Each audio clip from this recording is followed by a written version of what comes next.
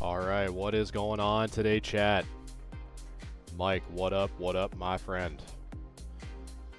Boy, howdy, we got some revamps, chat.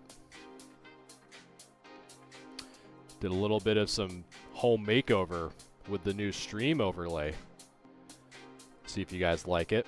Revamped it over on Twitch and YouTube as well. Alberto, what's going on, brother? How have you been? Even more details, even more tools that we're going to be using today. And we got a lot planned. I did a lot of work behind the scenes to talk about some new things. Yeah, this was pretty cool. It's a Shibuya Pokemon Center promo, I believe, from 2019. So super, super cool card. But yeah, we have a ton of new stuff going on today. We have some grade review. We have some return of some topics coming back. I know that the Discord server voted and you guys want me to break down how to prepare to go to card shows. I actually was at a card show a few weekends ago, and if you guys saw my Instagram posts, I picked up some really good cards, and so I was able to use a lot of those techniques as well. So I'm going to be talking about that today, and we'll probably be wrapping up the night with some chill streams. I have a bunch of binders that I got to start filling back up again. I have a show coming up August 10th, so we get to look at some cool cards, and we get to see what cards earn the right to be $1, $2, $3 cards. So we are going to get right into it. So if you guys are new here, my name is Galaxia Gaming, and on Wednesdays we do what's called grade review to start off the night. So what grade review is, in a nutshell, if you are upset or see people really upset of getting cards back and they're like, that should have been a 10 or that should have been a 9, I go over all the techniques that I personally use. I've been grading since 2017, and basically think of this as a pre-grading assessment. So people submit their cards into our Discord for free, and every Wednesday I review and I give my assessment on what I think these cards could get as a PSA grade. So you guys are going to be seeing all this today. I'm going to be using a ton of new tools and a ton of different looks here. If you're over on Twitch or YouTube, which I'm multi-streaming to both, I also have a new method of keeping track of what I think the card will get. So that's a new little widget on that side. And so we are going to get right into it. So first up, we're going to be looking at the subscriber submissions. And this is going to be, I believe, who is up first? This is Not. So Not has a bunch. So he has, looks like 2 Pikachus, has a Lily's Clefairy, Charizard Remax, and a Rayquaza that we're going to be looking at tonight. If you guys have any questions about any of the grading process or anything that I'm doing tonight, or just anything in general, please feel free to let me know in the chat. Be more than happy to answer any questions. So enough talk, let's get into it. So, as always, the 4 main grading criteria that we have to consider when grading a card is centering, corners, edges, and surface. So we're going to be looking at all 4 today. And with Modern, we tend to look at traditionally 2, which is centering and corners. So the first up is going to be this Shibuya Pikachu spray paint promo from the Pokemon Center. So let's take a nice, quick little zoom in here. So the first is the centering. So we're going to be looking at the centering today, and this one looks pretty well centered, but just in case if you've never seen the process before, normally what I do is I just kind of take a transparent ruler, line up one of the edges like so, go right about there, go from boom to boom, and we count. So this is going to be 1, 2, 3, 4-ish, so probably like 4, a little bit more than 4 tick marks on the left side, and on the right side is going to be from about here to here.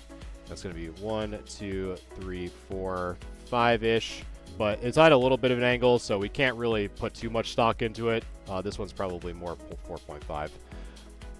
So if we add those up together, so if we add the left side, 4.5 plus 5, the right, we get 9.5. So how we measure the ratio, we divide one of the sides by the sum, and we get a ratio of 0.52, 0.53 if you round up.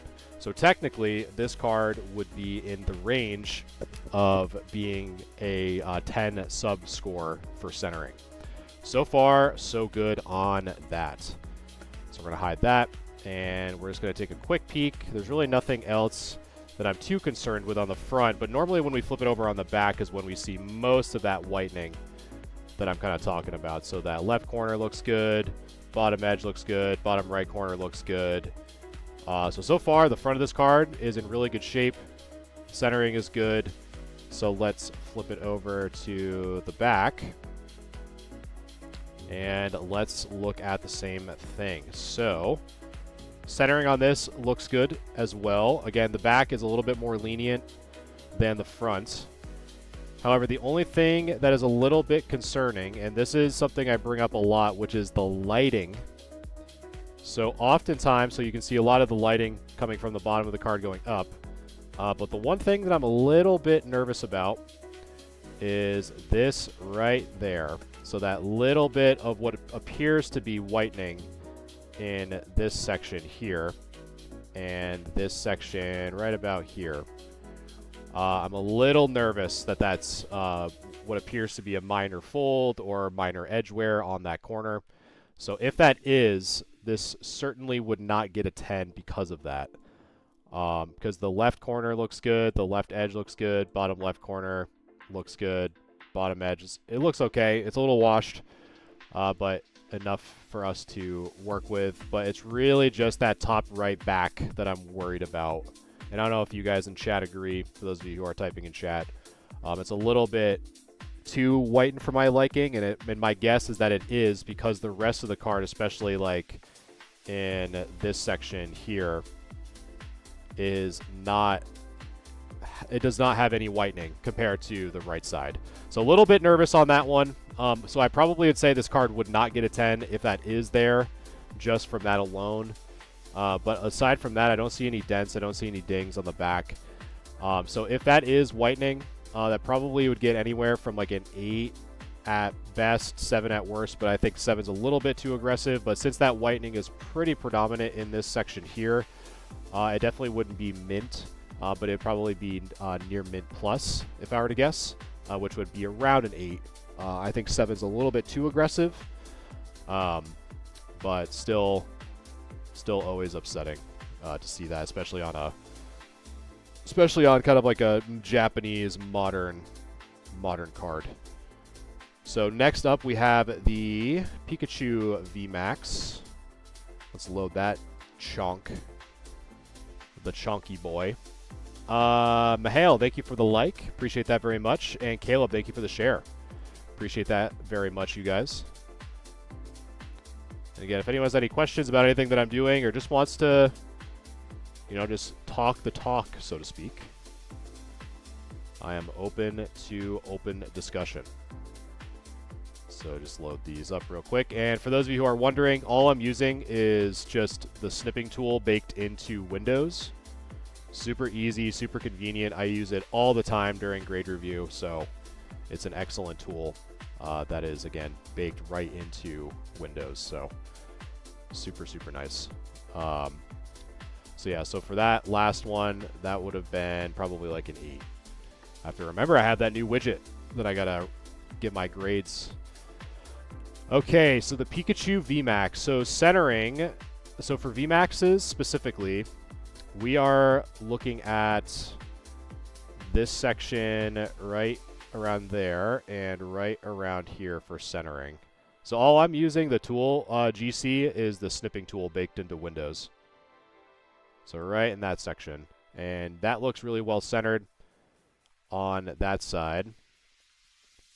Top right corner looks good. Top left corner looks good. Left edge looks great. Now, the only thing that I cannot emphasize this enough, chat, is this right here. And you guys, if you are frequent flyers of the channel, you know that anytime I see little fuzzies like this, I'm calling it out every single time. Because pop-up PSA is not going to clean our laundry for us. They're not going to wipe these cards down. Is that little white dot right there. Chances are that's just a little bit of fuzz from the pack. So just wipe that off with a microfiber towel in this scenario and you should be fine. But if you leave that on there, you run the risk of having some issues with the surface. Alberto, I have a question. Which company is hard to grade, Black Label or Pristine 10? I would say just based off of the number of people who attempt to do it, my assumption would be Beckett. Would be my guess, because so many people try it, so the data would reflect on a lower success rate because there's just more sample sizes, if that makes sense. But that's my opinion. Personally, I've never graded with anyone other than PSA because I just strictly see it from a grading perspective. I see it from a resale perspective for most of my cards. But that'd be kind of my gut answer, just based off of the community. But yeah, all in all, the card looks really good. It's just that little bit of fuzz that I'm worried about on the bottom. I was just about to take a nap and saw you live. Well, Jenny, you are in good company, because I don't know what it is. I don't know why you guys love to take naps around my stream. I mean, I know it's 8:21 Eastern, but you and some other people just love, like, anytime they pop in, it's like, hey, I just woke from a nap, or hey, I'm about to go to bed. It's like, all right, I guess I can be the, I don't know, the lullaby stream, I guess. But welcome back, Jenny. Nice to see you again. We have some really cool stuff to talk about, too. It's more than just grade review tonight, which I'm super excited for. I'm going to be loading up some binders for a show coming up on the 10th of August, which I'm super stoked. Oh, yeah, I can imagine. Yeah, it's been hot, dude. It's been, like, crazy, crazy hot. Okay, so centering on this is really good.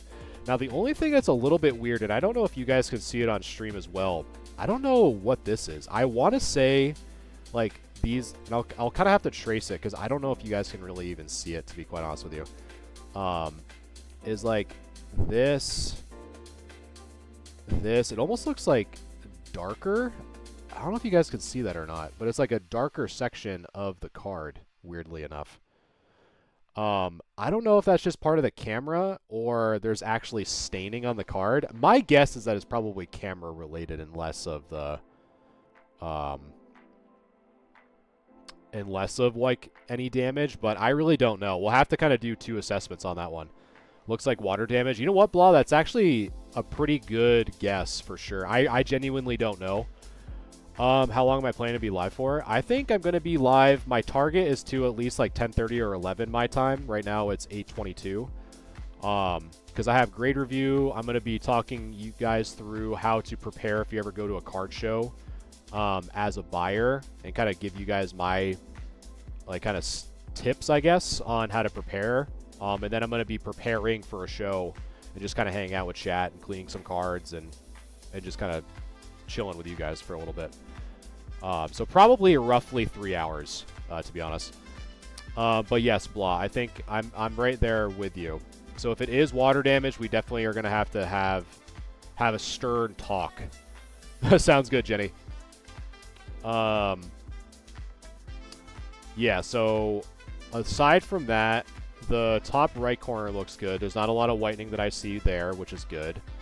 Top edge looks good. Top left corner looks good. Let's see. Bottom left corner looks okay. Bottom edge looks good. Bottom right looks good. Yeah, so it really boils down to whether or not this is some damage which is circled. So if it is not, meaning that if it's, you know, just a camera issue or something like that, I don't see enough on both the front and the back to mark this any lower than a 9. I'd probably say this is a good shot at a 10 if you get rid of, you know, these little fuzzies like I kind of highlighted in pink.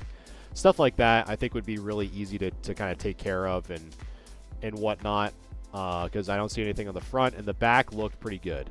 However, if this is damaged to some degree, that is going to take some significant amount of points away, because you can kind of see it there.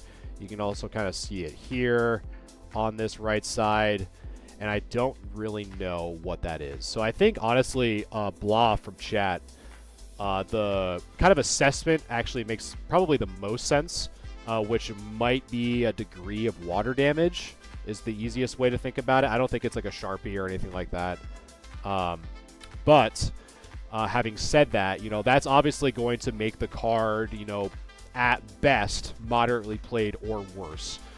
Since it is pretty predominant around the card, I would probably lean more towards it being heavy play to damage, just because of that, if that is a degree of water damage or something that's very extreme in nature. So I'd say if that is not there, judging by what I saw, I think you would probably get a good shot at a 10. If that is there, I would say you won't be doing anything better than a 4 at best. It's a little bit tougher. I would probably say anywhere from like a 4 to a 3, maybe a 2, depending on if that damage is actually causing some texture issues as well. So I know it's kind of like a cop-out to give such a wide range. Maybe more of like a 3 to a 2 instead of a 4 to a 2. But my gut says that it's probably a camera issue and less of damage. But if it is damage, I definitely wouldn't submit it. And just keep it as a binder card because the front looks phenomenal. This is a great example of a binder card if that back damage is actually there. Would be my guess. Okay, next up is Lily's Clefairy. This set is finally starting to not get as crazy amount of the limelight, which is allowing us to have some better, let's see, some better chances at getting these cards. I don't know why it took me so long to say that. There we go.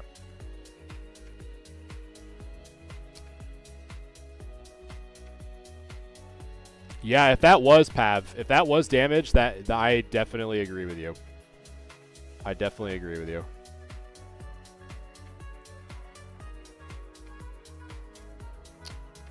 And I'm just going to do something real quick, guys. Give me 1 second.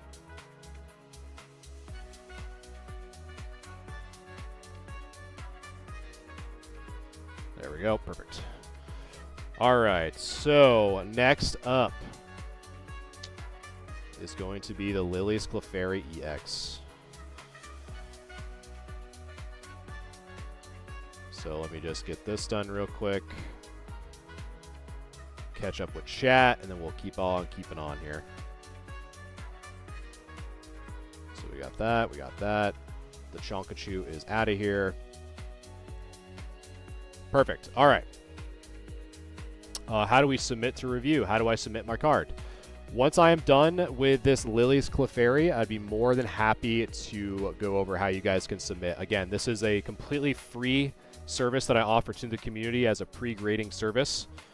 All the videos that I see of people saying, oh, it shouldn't have gotten a 9, it shouldn't have gotten an 8. Well, it's a free ad. I always message those posts and say, you know what, you should swing by. Swing by and let's learn some things. Like this Lily's Clefairy. Let's take a look at this bad boy. So again, modern, it's really just centering and corners. Let's see. So, centering. The left and the right look good, but I'm a little hesitant on the top and the bottom. So let me measure that real quick.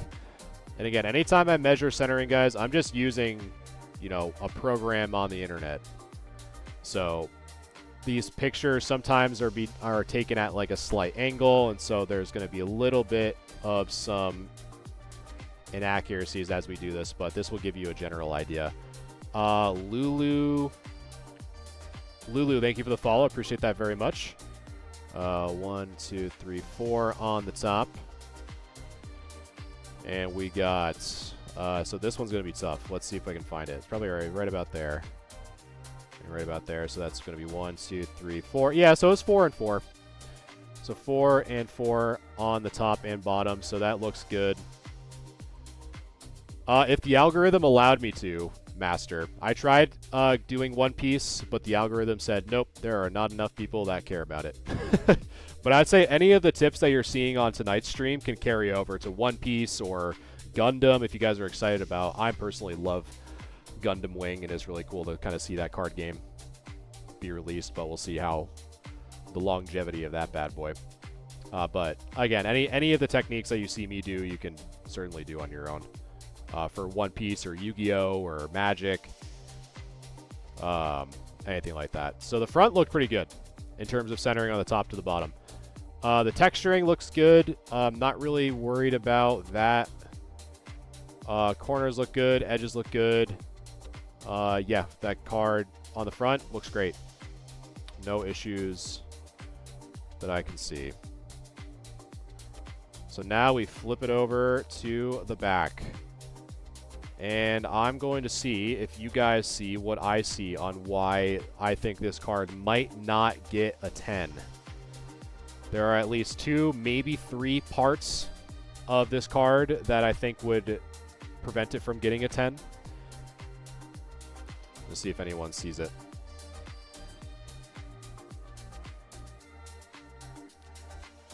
Ball says Pokeball. Lulu says the left side. You guys are getting close for sure. Bottom corners, print line. Yeah, so I would probably say that Mike's assessment and Lulu's assessment were the first things, at least, that I noticed. So let's start with the top, and then I'll kind of make my way down to the bottom here. So first, the centering on the back looks fine. Nothing to be worried about there. Top right corner looks good.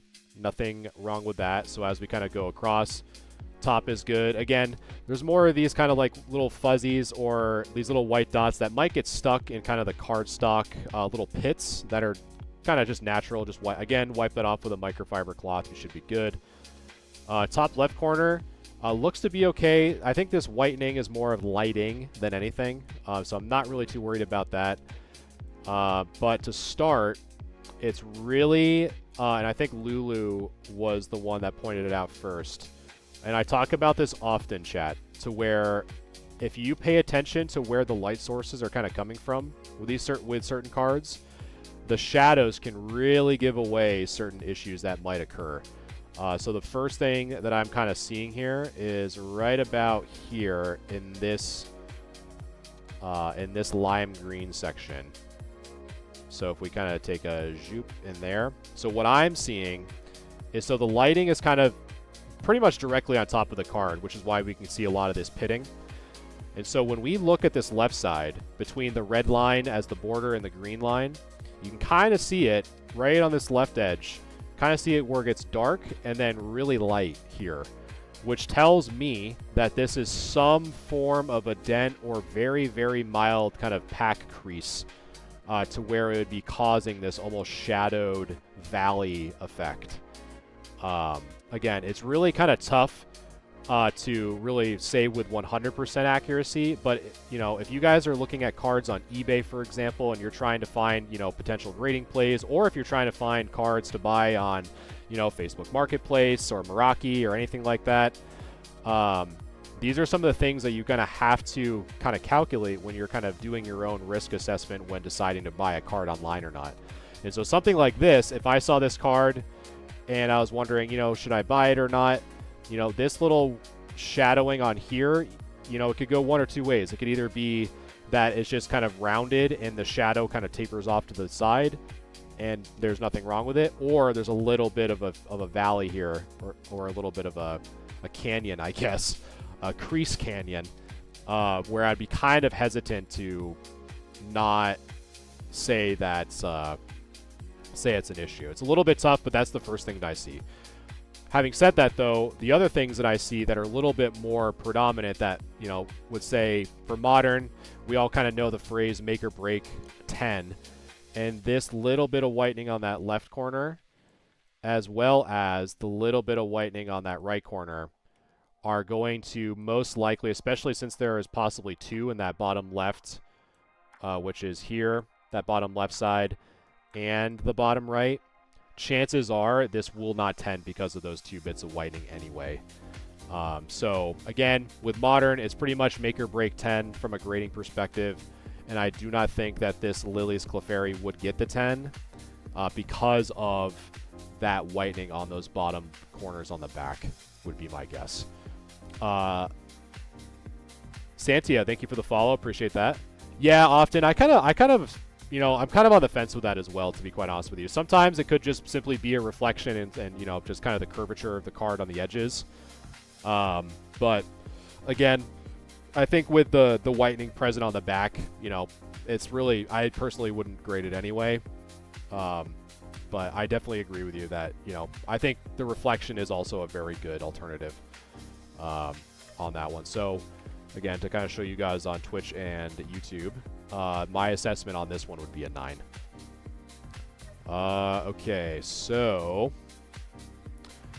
I think I also promised you guys to go over. So if you guys are wondering how to submit your cards for a future grade review, I'm about to explain it now.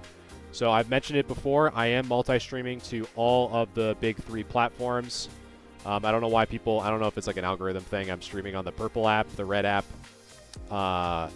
and TikTok. So on the other platforms, the link is in the description. If you're watching me on TikTok, the link is in the bio, which is going to be my Linktree. So once you go to my Linktree, you're going to click or tap the Discord icon. Next, that's going to redirect you to the Discord server, where you're going to submit your pictures in the grade review channel, not the thread, the grade review channel. And how it works is once you submit your cards, again, it's absolutely for free and always will be for pre-grading assessment during these weekly streams. It will go through the grade review process, but a few things to consider. First, since this is a free service, I do have it set up as first come, first serve. So the faster you submit your cards, the faster I can submit them. Next, I establish a queue every week. So right now, the queue is closed for the night. So there's not going to be any new entries as we do the grade review for the night. In addition, make sure to follow the rules on how to submit your cards for grade review. For example, your cards can't be in a top loader or a sleeve, because if there's a scratch, I don't know where it is. And if it's on the sleeve, the top loader, you guys get it. So if you guys want priority grade review, meaning that you jump the queue every week like Mike and others have been taking advantage of, the Discord server offers subscriptions starting at $2.99 and up that give you priority grade review along with some other cool perks. It's not required, but I always like to say that because some people really want their grades as fast as possible, and that's just another way of kind of supporting me as well. So that's how you do it, guys. Okay, so Lilius Clefairy is down. Next, we have the Charizard VMAX. I'm going to cue the other ones too. So we have the Charizard VMAX and the Rayquaza VMAX left for Not. And I'm not going to say the rest of your name because that is a wild name. Holy. All right. So Charizard VMAX. Any Charizard VMAX fans in the chat? Personally, I'm kind of fatigued of Charizard, to be quite honest with you. But, I mean, Charizard is the king. But I get a little fatigued with the boy. We really need, I don't know if you guys saw some of the leaks for the upcoming Mega Set. Seeing Ninjask have a IR looks pretty sick. So super stoked. There's a lot of really cool Pokemon that are getting some IRs and SIR treatments that really haven't seen any in a very long time. So super stoked. The queue is posted in, so if you go to the grade review channel in the Discord, you'll see a thread called episode 75. The queue and who is there is posted there, as well as where I left off at. So it'll give you an idea on how fast I'm going. But yeah, I hear you, Alberto. I'm right there with you, brother. You must be excited with the Mega Gengar coming out soon. I feel like you're going to go insane. Okay, so I got that. Perfect. All right. So next up is the Charizard VMAX. So let's measure this bad boy. So centering on the left compared to centering on the right looks good. Bottom compared to the top looks good. Texturing looks fantastic on these cards. Always I'm a big fan. Not much that I can see in the texturing, so there's really not much to worry about per se. So that is good so far. So let's shift it over to the back. And a little washed here. but I think we can kind of get a general idea on what we're looking for here. So centering again, though, the back looks good. Back right looks fine. We don't need to put a line through it.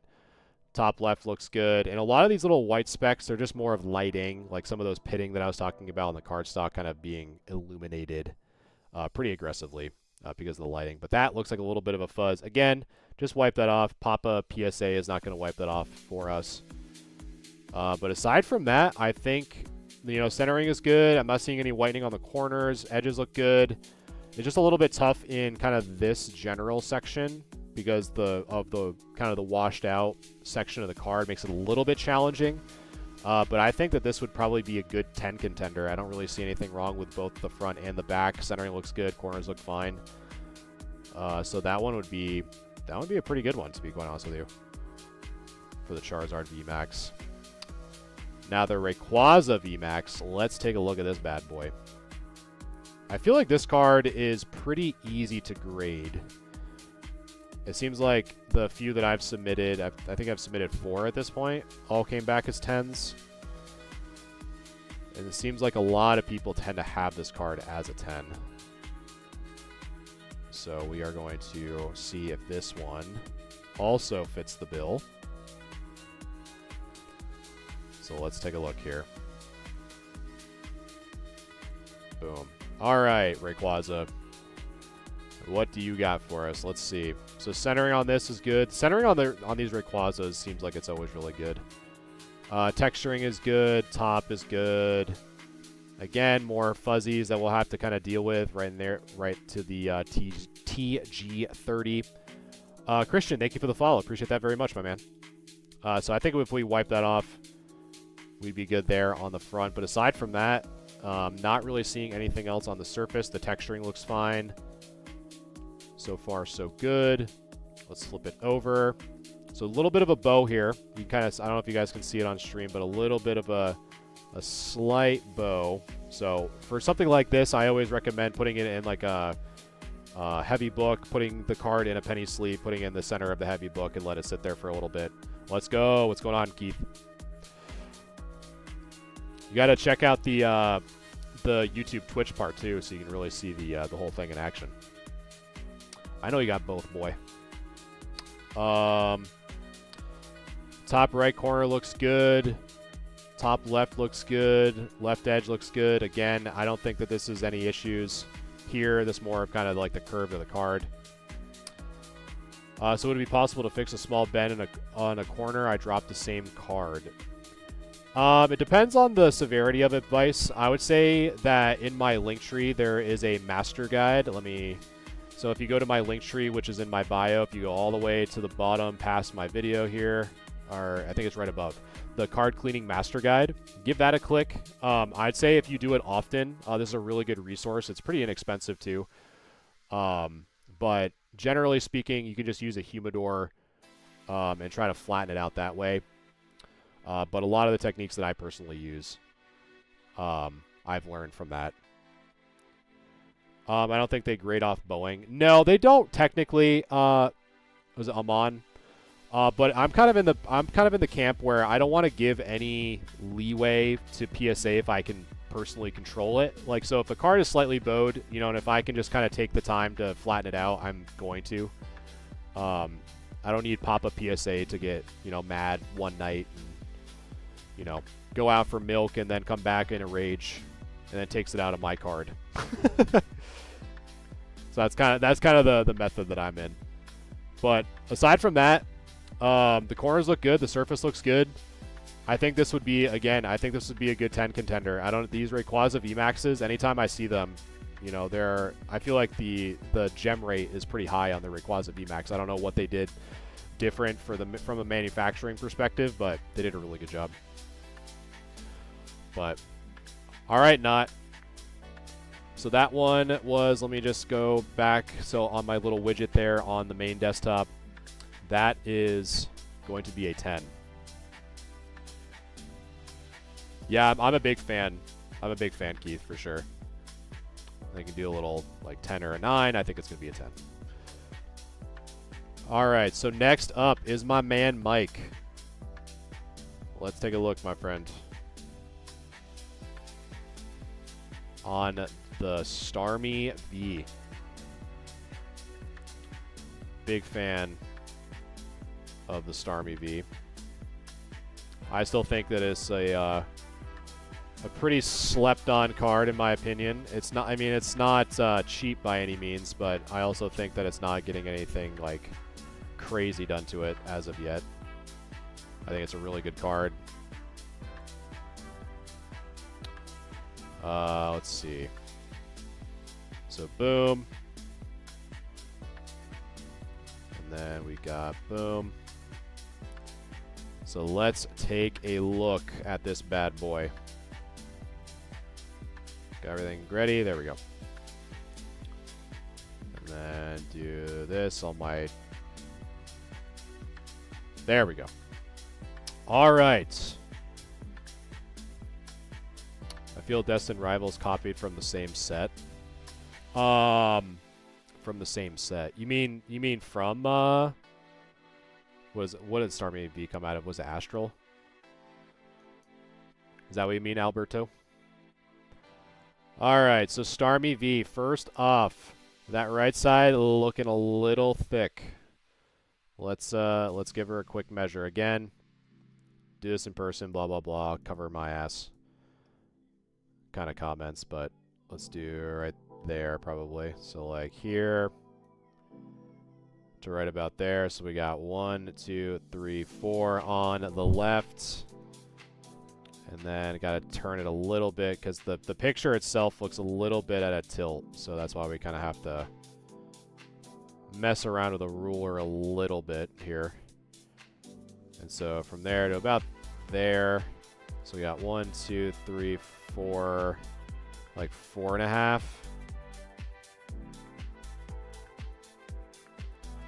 So 4 on the left, 4.5 on the right. So we do 4 plus 4.5 equals 8.5.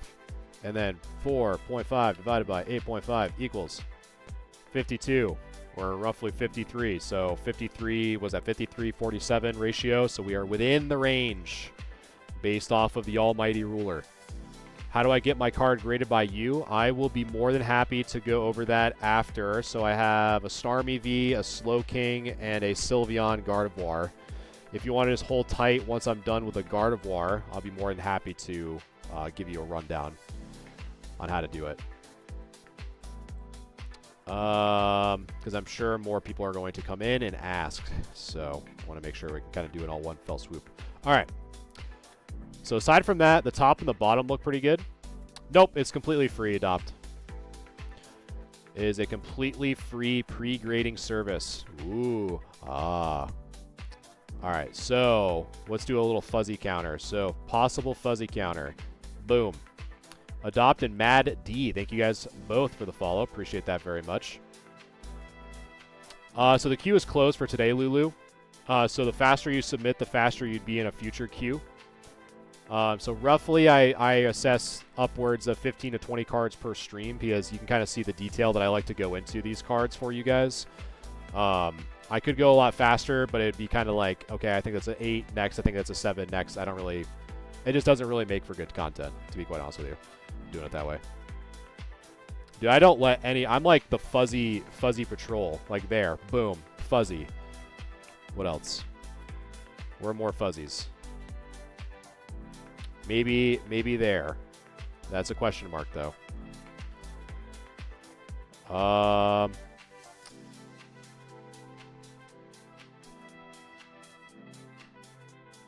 Look at the M on Stare.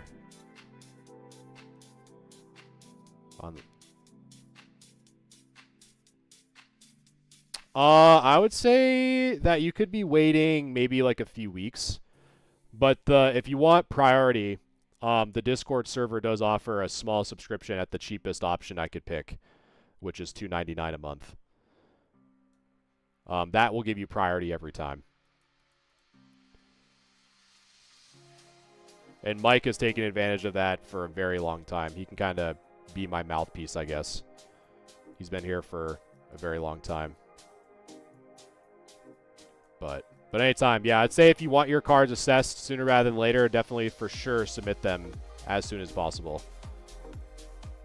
So, but yeah, really the only things that I see are just those little bits of fuzz. That we got 1, 2, 3 total. But the centering to me looks good. I mean, it's a little right heavy, but I think based off of the measurement we saw, we should be good in that range. And then I didn't really see anything else, but I think you also had some other angles. Let me take a look at these just in case. That was from the other one. I'm just gonna take a quick peek here. It's 3 a.m. Jeez, man. You're on the what we call the burning the midnight oil. Well, I appreciate you hanging out with me at 3 a.m., dude. That's crazy. Oh, what is that I see? Okay, that was this. I called out the same fuzzy. I was like, it's right there. The same fuzzy. Coming back. Right there. But yeah, man, I think the front looks good.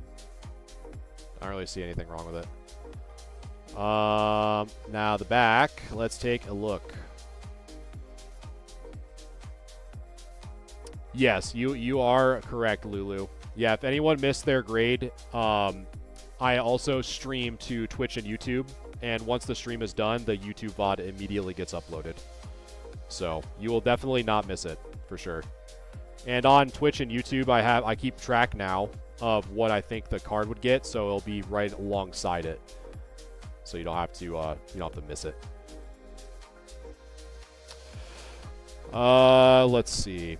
So top right corner looks good. Top edge looks good. Top left corner looks good. Left edge looks good. Bottom left corner looks good. Bottom edge looks good. Bottom right corner looks good. Maybe again, little, I don't know if that's a little fuzz there, but could be just something just to double check. Thank you, Lulu. Have a good night, my friend. Appreciate you hanging out. I like the idea of your TikTok. I appreciate that, Colin. Thank you so much. And again, guys, if you guys have any questions or anything like that that you want to kind of throw my way, I've been vending for a little bit too.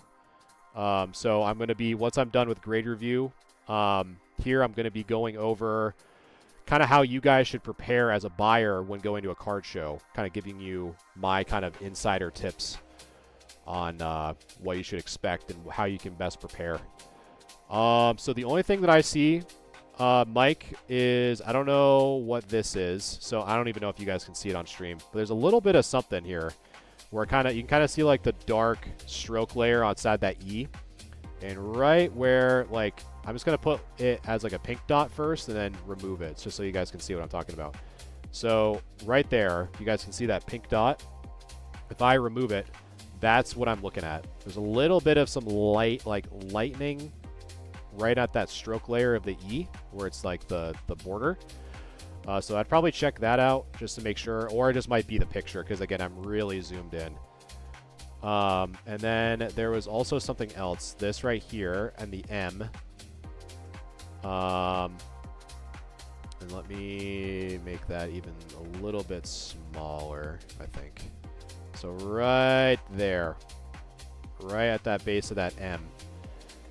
If there is something there, that would be another thing I'd probably watch out for.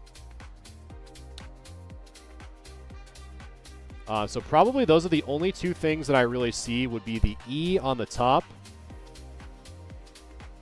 And then maybe there as well. But those are really the only three that I see. Would be the 1, the 2, and then the 3. But again, since I'm zooming in so hard, it might just be from the camera. So kind of take that with a grain of salt. But those are really the only 3 things that I see on the back. So I think if you can get rid of the fuzzies here, like on the top. So we have 1, 2, 3, 4 actually. So we can get rid of those. And then if we can confirm that there's nothing here on the top E, if there's nothing here by the M, or if there's nothing here by the O, I think this has a pretty good shot at being a 10. I feel like you're more strict than PSA. You know what? I've actually gotten that a few times, Adopt. But I also think, too, like, this is the kind of thing that, you know, often gets overlooked, right? So just because a card is pack fresh, right? Like, I'm sure that Mike, wherever he bought this card from, right, like, didn't buy it from a dude that threw it down a flight of stairs, right? So it was like a pack fresh card. But just because it's pack fresh, you know, does not mean that it is a PSA 10. And so all those little things that are going to be like predominant to me or noticeable by me and you guys on the internet, you know, they're going to know too. And so, like what you're saying, I think it's a really good idea to be, you know, I would rather submit a card, you know, thinking, okay, I think it's going to get a 9 and it gets a grade better because I decided to, you know, be a little bit more conservative, if that makes sense. You agree? Okay. Well, that's good. But yeah, I mean, I didn't want to make that come off as like defending my position of being more strict. I just think that I don't know if you guys have seen it, but I've been seeing more and more on my feed, especially with the accessibility of GameStop being a major player now in PSA submissions. There's always videos that I keep popping up on my feed of, oh, I got burned by GameStop, PSA is whatever.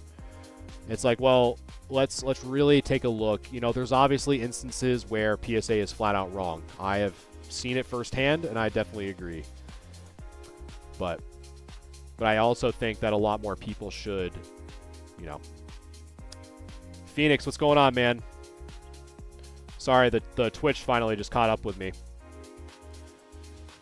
Got 2 this weekend? Nice, dude. Thank you, Burgers. Well, if you're saying good night, my friend. Thank you for stopping in. One of my things is if they are selling it, don't grade it because then they would grade it. I have a Moonbrown in 8 that was AI graded and then cracked it for PSA and got PSA 10. There you go. There you go, Star. I think. Well, I think if you again, I tag because sometimes people don't have the permission to where they don't want to get added. This is, yeah, so I think, I know the English name, Burgers, I think is like the Team Rocket Returns. But I don't know what it is in Japanese. But I think you're right. I mean, it sounds right.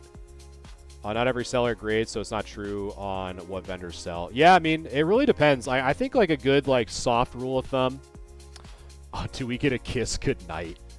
Only if you've been here for a while. I don't kiss on the first stream.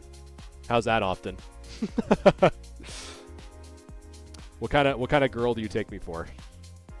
I'm not a kiss on the first stream type of gal. Often, thank you for the follow, my friend. Oh, there we go. Denies the kiss goodnight and then follows and likes the live. All right. I know your intentions now. I have the Snorlax Hollow, dude. The Snorlax Hollow from Team Rocket Returns. Oh, is so nice. All right, let's take a look at this Slowking. Centering looks phenomenal, dude.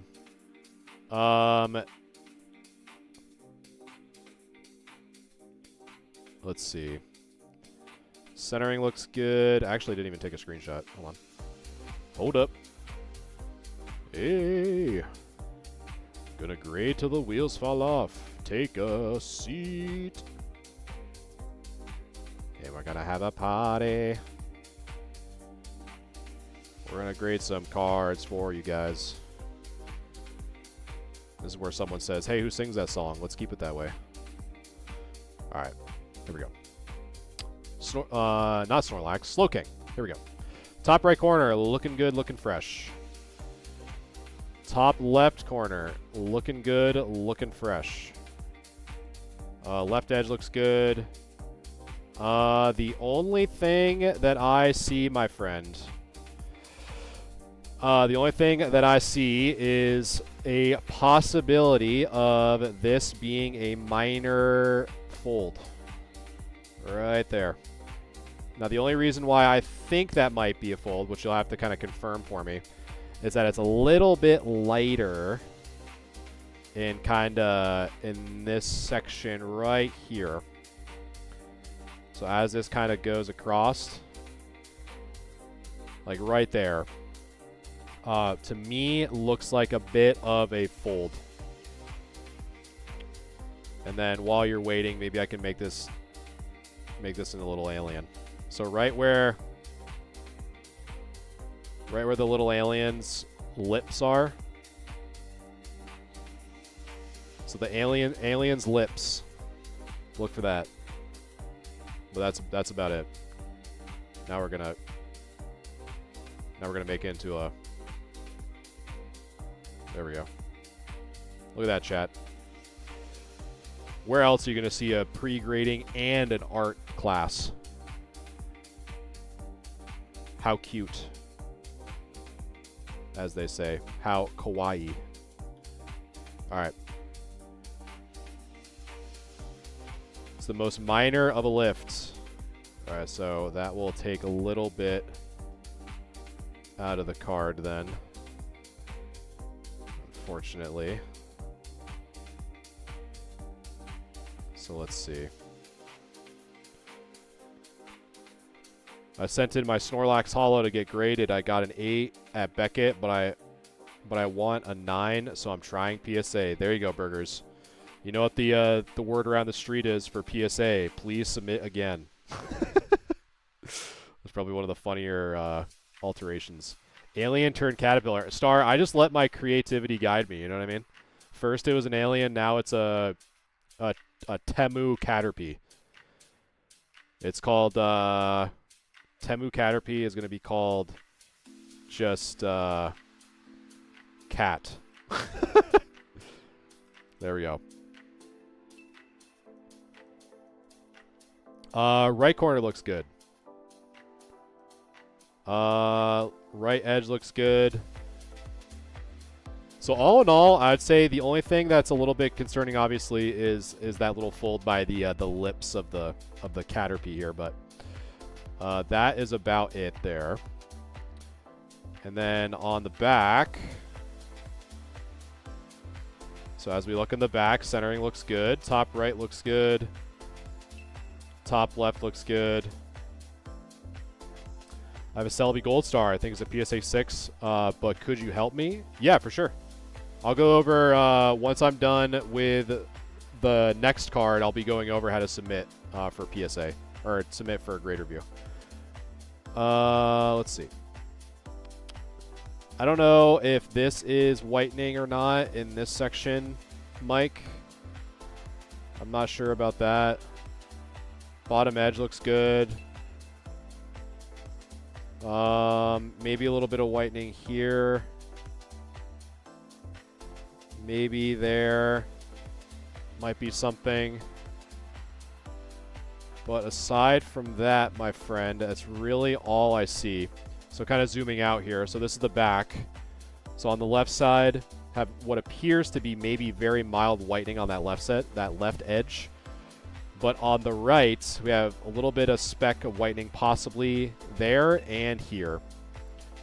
So that'd really be the only thing. So if we were to assess, are those big enough?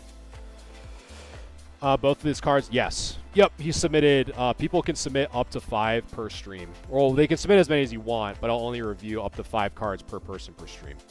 Just so that someone doesn't monopolize the entire stream, if that makes sense. So I would say, you know, all jokes aside, the centering on the front of this card is really good. It's really just this little fold here, right where that pink section is. That's really kind of where I'm having most of the issues. And just to kind of show you guys, just so you're not seeing, like, why is there a caterpillar on the screen? It's really right here is where I'm looking. So you can kind of see a little bit of, like, a very, very minor bend or fold there. So that is going to be on that bottom left side. And then on the back, we have what appears to be very mild whitening on the left side.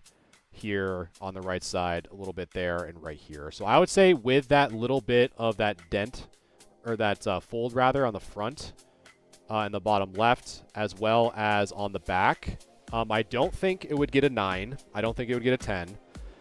I don't think that it would get, I mean, we're right now, I don't think it would get a 6 or lower. So we're really kind of in the ballpark between an 8 or a 7.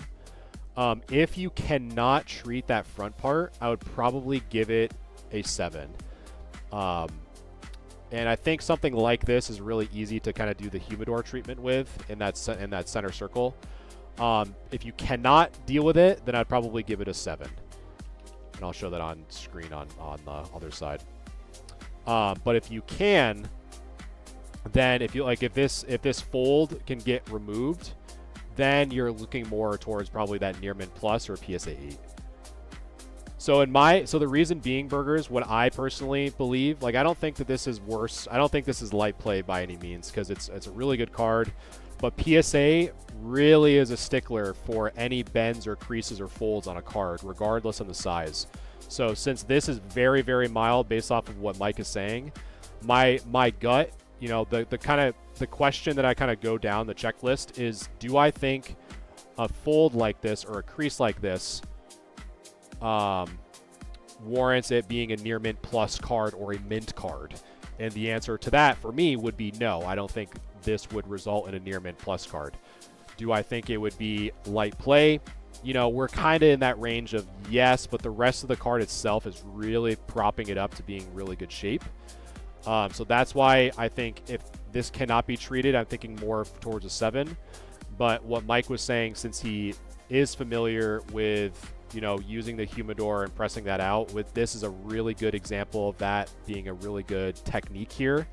I think you could probably bump that up to an 8 just because of what I perceive as whitening on the back, which is this left side, this possibly here on that right side, and a little bit on this right side as well. So that's kind of my rationale or my thinking behind why I think it'd be between a 7 or an 8 on that one. All right, so again, once I'm done with the Sylveon Gardevoir, which is coming up next, I am going to go over how you guys can submit your cards for a free grade review. The queue is closed for the rest of the stream. Yes. Yes, it is. But again, the faster you submit, the faster you can get into other queues, because I stream every Wednesday. The new time is now starting at 8 o'clock p.m. Eastern, because we have a lot more than just grade review this time around. So definitely, if you are new, make sure to stay tuned for that. But I'll also go over, if you really want your cards assessed as soon as possible, I'll go over how to get priority grade review each week that Mike is currently taking advantage of as we speak. But I'll go over that in just a second after I am done with the Sylveon Gardevoir. Thank you, Burgers. How far back are you in queue in the Discord thread? So right now, if you're looking at the episode 75 thread, I am at the pilot tier, which is at Mike. So right now, I am working on his Gardevoir and Sylveon at the moment.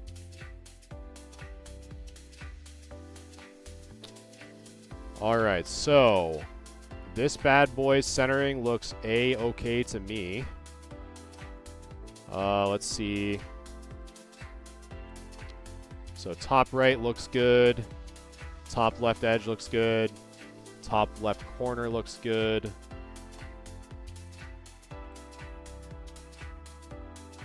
That streak does not. There we go. Okay, left edge looks okay. Bottom left corner looks good. Bottom edge looks good. Bottom right looks good. I believe I submitted my Bulbasaur to you correctly. Okay, Alex. Yeah, I'm sure what I'll do is I normally give a reaction if I think your card is good. So if you get, sometimes it's a blue check mark, sometimes a gray check mark, depending on what platform you're viewing it on. But if you see that, then it means that you're good. Or one of the moderators will tell you that it's yay or nay. Okay, so front surface looks good. Yeah, I think the front of this Gardevoir is really clean. So no issues there. Let's take a look at the back. Centering is good. Top right looks good. I am seeing what appears to be some surface scratches here. And I know that you have submitted other angles as well, so I'll probably look at those. So that and that. That top left corner looks good. Left edge looks good. Bottom left corner looks good. Bottom edge looks good. Bottom right looks good. A little bit of a fuzzy or something stuck on there between the kind of the border edge there. But again, you can just wipe that off with a microfiber cloth. Another one.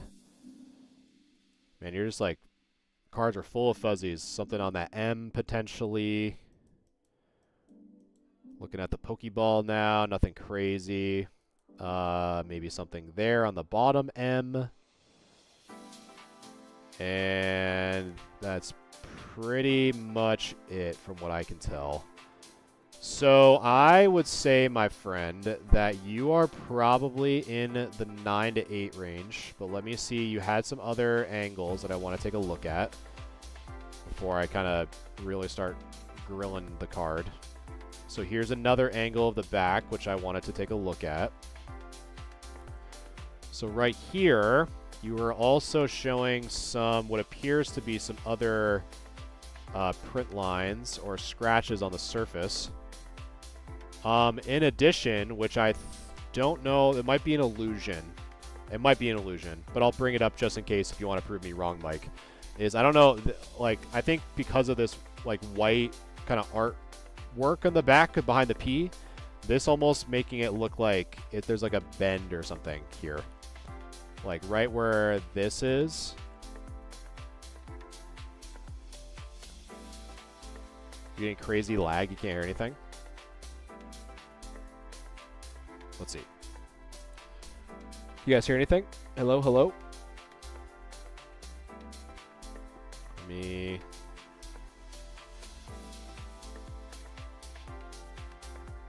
make sure you guys can hear me okay. Okay, Adopt can hear me. Just making sure you guys can hear me okay.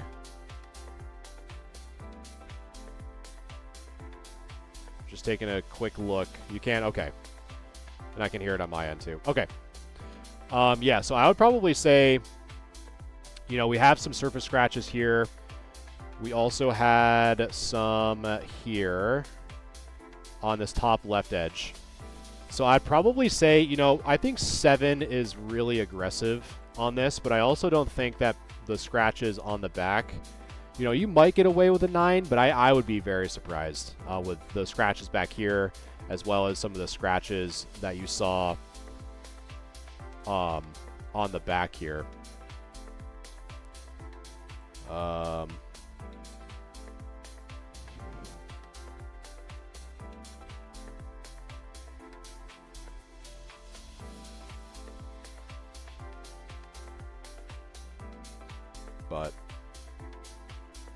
But I'd probably give this, you know, probably an 8 would be my guess on this. Because I think that this is more of an optical illusion. I was thinking that this might be like a dent in here.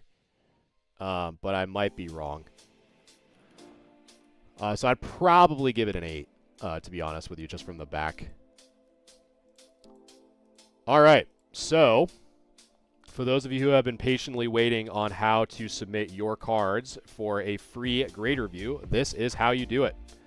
So if you are watching me on Twitch or YouTube, the link is going to be in the description. If you're watching me on TikTok, the link is going to be in the bio. Next, once you are in the bio, you're going to go to my link tree. Next, you're going to click or tap the Discord icon. Once you are in the Discord, you're going to submit your pictures in the grade review channel. And the service is absolutely for free. However, since it is free, it is first come, first serve. So the faster you submit your cards, the faster I can review them. The queue is closed every week. So I stream every Wednesday starting at 8 o'clock p.m. Eastern Standard Time. And I go through the list. And just make sure that you follow the rules on how to submit your cards. For example, don't take pictures of cards in sleeves or top loaders or even graded, because I don't know if the scratch is on either of those materials. In addition, if you want priority grade review, meaning that you can't wait, the Discord server does offer a subscription starting at $2.99 a month.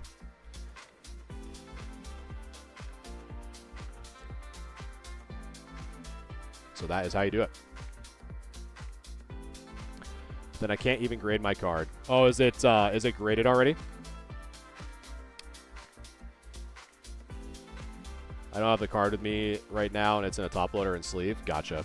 Yeah, because if I see a scratch or something, right? Like, you got to see it from my perspective. Is if I see a scratch or a ding or something, I don't know if it's on the card or the sleeve or the top loader. You know what I mean? Because it's less I just don't want to do it, and like I want to give you the best assessment I possibly can. And if it's in either of those materials, it's hard for me to give you the accurate assessment that you deserve. You know what I mean? Because you deserve the best. Adopt. You deserve the best, my friend. Next up is probably one of my favorite non-holo promos, Psyduck. Wait 65 business days. I know, it's rough out here. But at the end of the day, I guess it is free. I try to do my best to cater to the masses.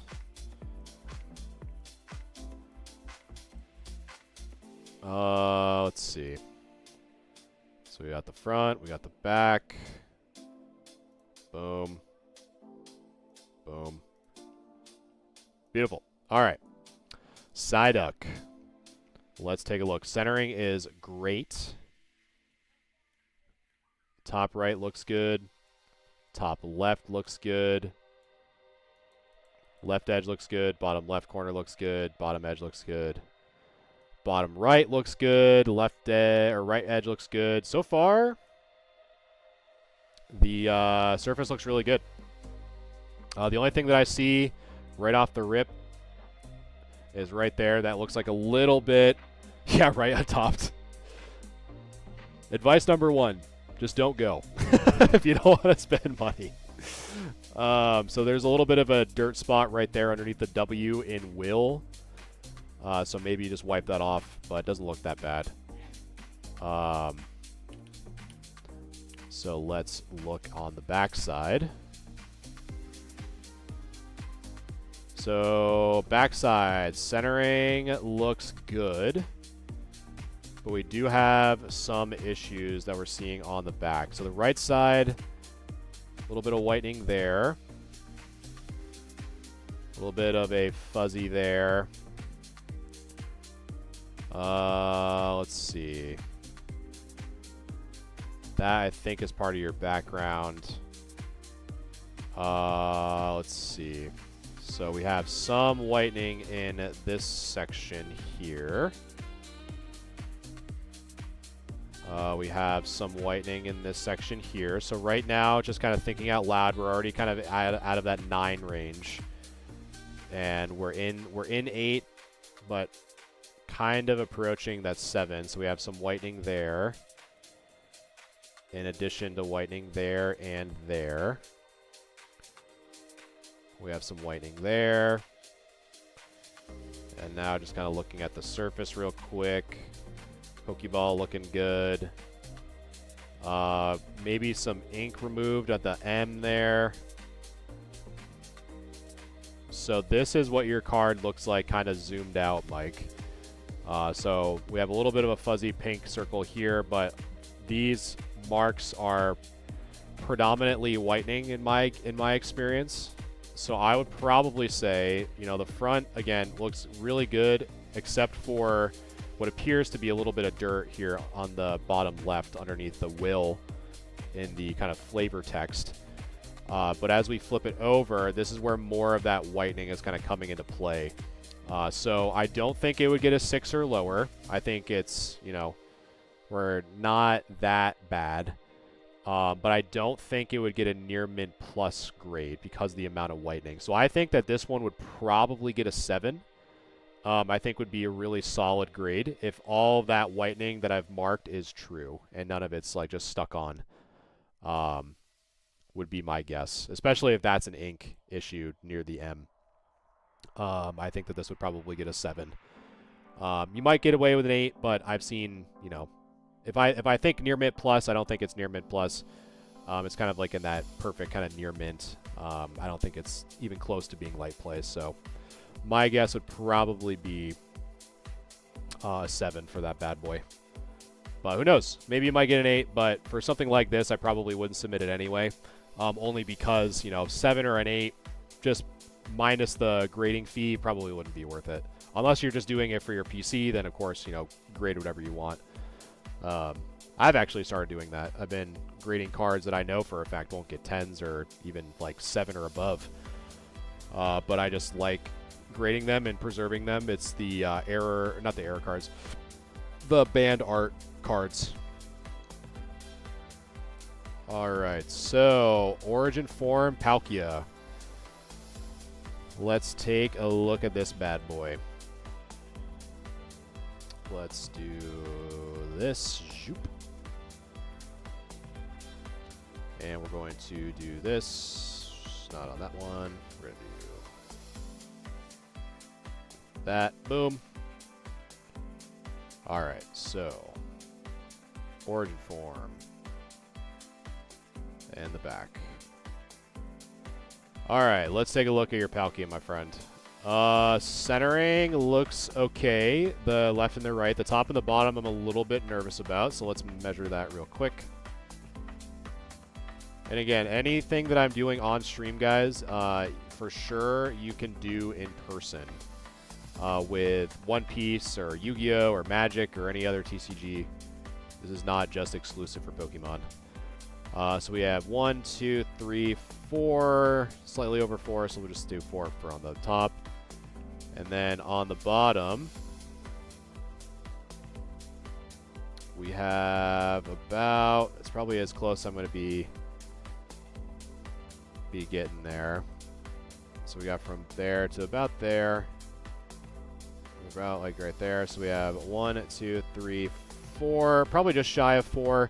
So I think that you're probably within the range from the top to the bottom, so not too worried about that. I'm sure you'll see. I want to see if you think it'll break the 10. Okay. So let's see. Top right corner, top edge looks good. Maybe some fuzz there. Left edge looks good. I think this should be good, that bottom part. Maybe some fuzz there by opponent.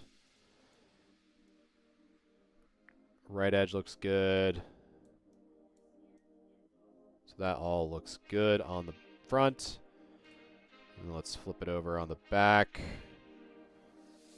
So centering on that right side a little bit thicker than the left, but again, the back should be more lenient than the front. Top right edge looks good. Top edge. Maybe something on this surface here. On that top left corner. That's lighting would be my guess. So as I go down the left edge. Another fuzzy there.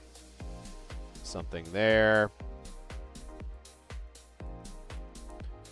Bottom right side.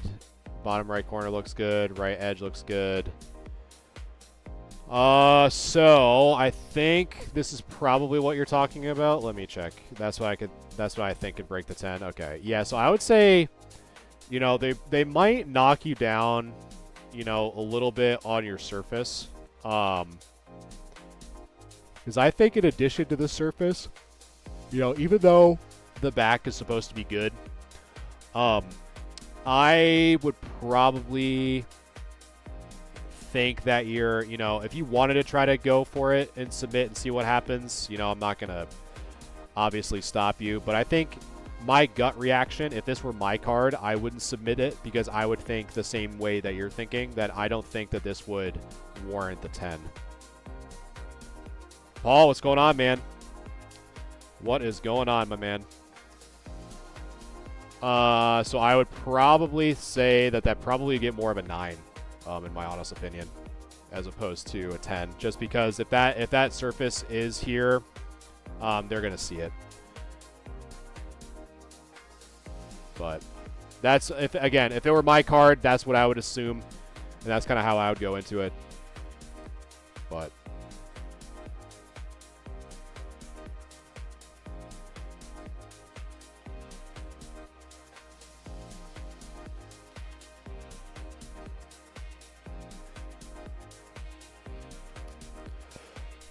But yeah, if that's something that if you feel like you can confidently try to wipe off or anything like that, if it were me, Mike, I definitely would.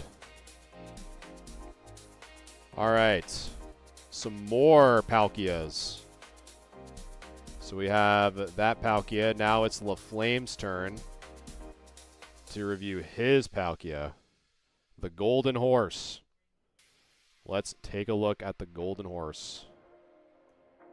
And this one, I probably can just use the magnifier. I don't really need to go too crazy unless I need to.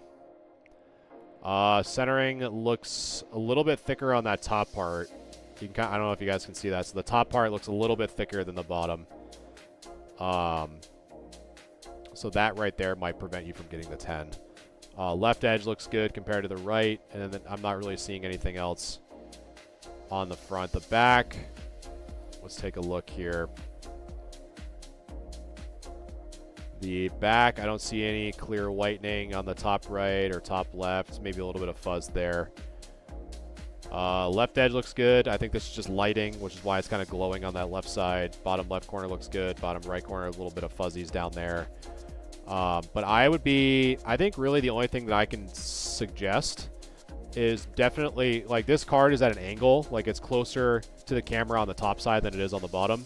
The top side looks a little bit thicker than the bottom, outside of that 55-45 range that PSA is now doing. So I would probably recommend measuring that in person.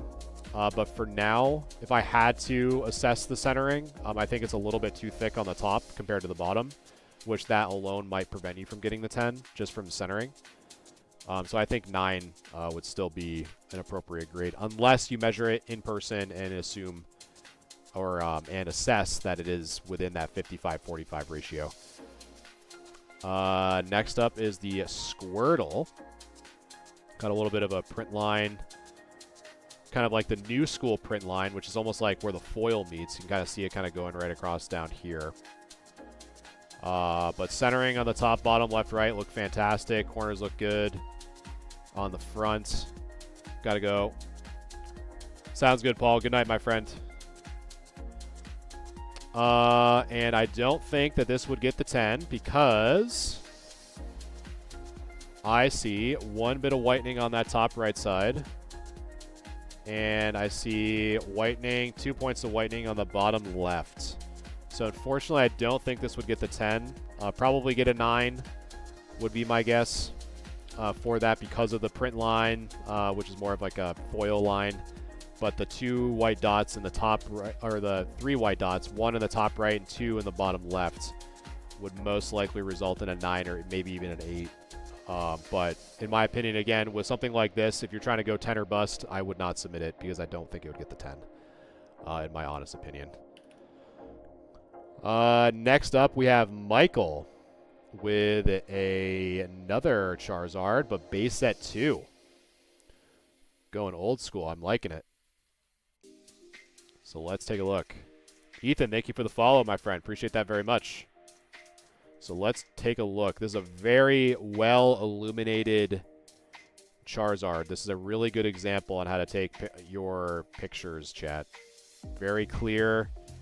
I can see pretty much everything very clearly, which is great. Makes my job and your job a lot easier. So let's take the picture of the front. Let's clean up some old snips. So let's look at the front, and then we will look at the back. So we got that there. Boom, boom. All right. How many more cards until the show? So we have this one, and then so 4 total, including this one. Because we have Charizard, Charizard EX, Mew EX, and Gardevoir EX. And then we'll be going to the card show guide. All right, so this Charizard centering is really good. Top right corner looks good. A little bit of something stuck there. Probably wipe that off with a little bit of distilled water and a Q-tip, but don't need to use too much. Top left corner looks good. Left edge looks good. Bottom left corner, there might be, and it's a little bit too tough to tell, but I'll still mark it just in case. Which would be right in this section. There might be some whitening there. Let's see. Some whitening here as well. And that bottom right corner. Right edge looks good, but the hollow, from what I can tell, looks good. I mean, I might see what appears to be maybe some scratches here, here and here, but very mild. So it's a little bit tough to really know for sure because the angle of the card. So, but I'm kind of seeing some scratches here where that pink line is, and scratches here where that pink line is. But so far, the front looks pretty good. So let's take a look at the back. So back centering looks good, but there's also some other things wrong with it. So if we look at the top right, we have some whitening in the top right. As we go across the top here, have some little bit of whitening here. So right now we're kind of out of that 9 range. A little bit of whitening there. We're starting to get into that 8 range now. Let's see.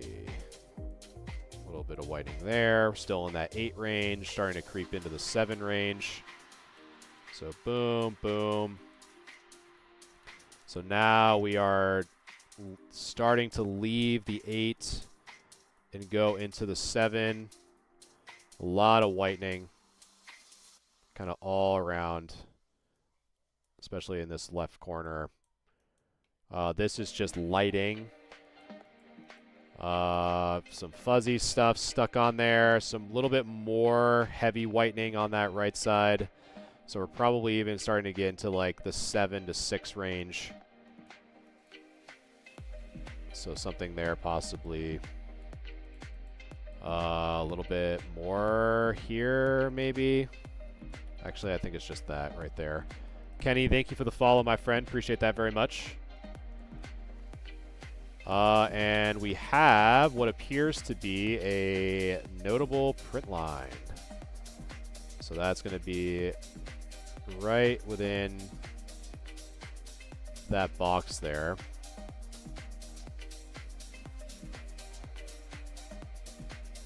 So right within this kind of rectangle, there's a little bit of a print line.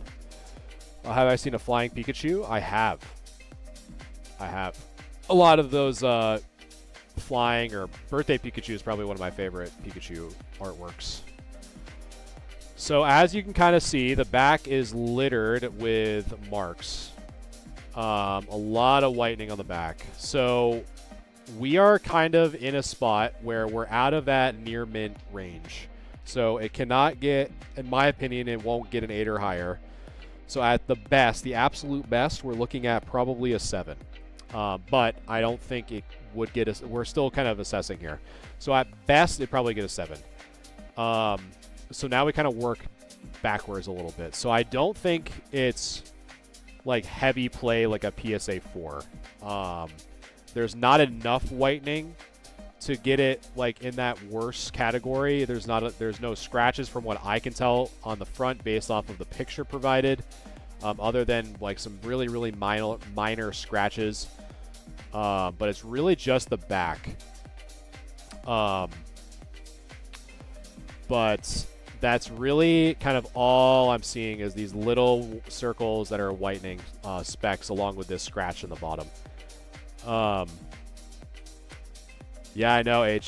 That's why I was kind of like, when we're really kind of zooming in here, it kind of looks really a little bit overwhelming, right? When you kind of zoom out and you kind of see all these like green, almost like acne marks all over the back. No, I don't think it would get a 10, and I don't think it would be. So we're kind of like the pocket that we're in right now is anywhere between a 7 or a 5. I think a 5 might be a little too harsh, but I think a 7 would be a little bit too forgiving, in my opinion, because of the amount of whitening on the back, because there is quite a bit, in addition to this pretty notable line. I don't even think this is a print line. It almost looks like a pretty hefty scratch here on the back. So I'd probably, you're probably within that 7 to 6 range, but I would say because of it being a Zard, and my guess is that there's probably some more scratches that we simply can't see here on the front. I would probably say that if I saw this in person and if this were, my card that I was selling at my booth, I probably would say, that I would probably assess this as light play, which would more or less equate to a PSA 6, in my opinion. So that'd be my assessment on this Zard. The centering looked pretty good, to be quite honest with you, H. Like on the top, bottom, left, right, I think it's within that range. Is grading super subjective? I mean, yeah, for sure. I mean, I think all grading is at the end of the day. Because pretty much all I talk, like I come from a place of just purely from my own experiences with PSA, and keeping track of what I think cards, like, so if I submit cards to get graded, like I'll say, okay, I think it's going to get a 6 or I think it's going to get a 10 or whatever. And I keep track of what they come back as. I think my 9 rate is above like 90, 95%. I think my Gem 10 rate is above 85%. Say you was a worker at PSA, what if you just gave yourself a 10? Man, if PSA would just allow something like that, man, that would be crazy. To where there's no like true check or balance. And if those of you who are new here, once I am done with this Charizard EX, Mew EX, and Gardevoir EX, I'm going to be talking about how to prepare to go into a card show from a buyer's perspective. Anytime, Michael. Thank you so much for submitting. I appreciate that. But I am going to be going over how you guys should prepare if you're going to a card show from a buyer perspective. As a vendor, I have, some tools and tricks that, I wish more people did, which would make the buying experience better. And just to kind of help you guys save some money too. All right, so the first thing that I see is the centering on this bad boy is pretty thick. And again, for Modern, the biggest things that cause issues is centering and corners. And this is no exception, unfortunately. Because what it looks like, based off of the quick snip that we're about to measure here, that right side looks really thick. I really don't know if I should grade my Pokemon Center sealed Tyranitar promo.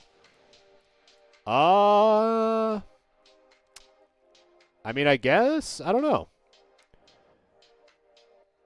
I mean, I would say, like, look at the package, and if you're new here,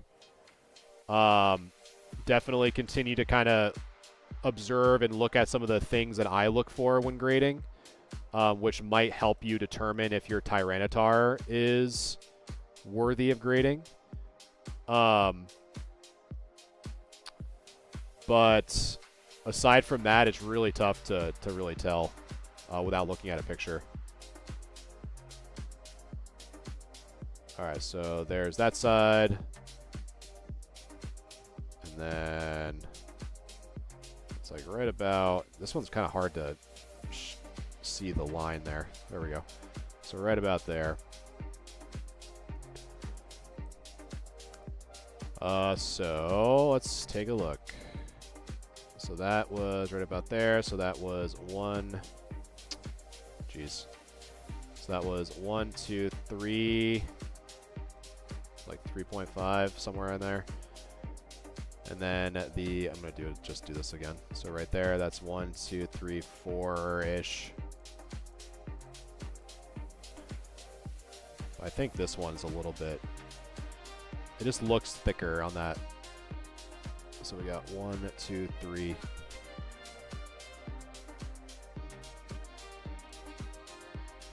I have bad pictures. 3A, welcome, my man. Yeah, I would say just double check that right side, because that right side looks a bit thicker than the left. But aside from that, I was on this. So aside from that, looks like almost like a pack fold up here on the top. This one looks, I don't know, man. This one's a little scary, to be quite honest with you. Let's take a look at the back. Let's just take another screenshot, which I thought I did.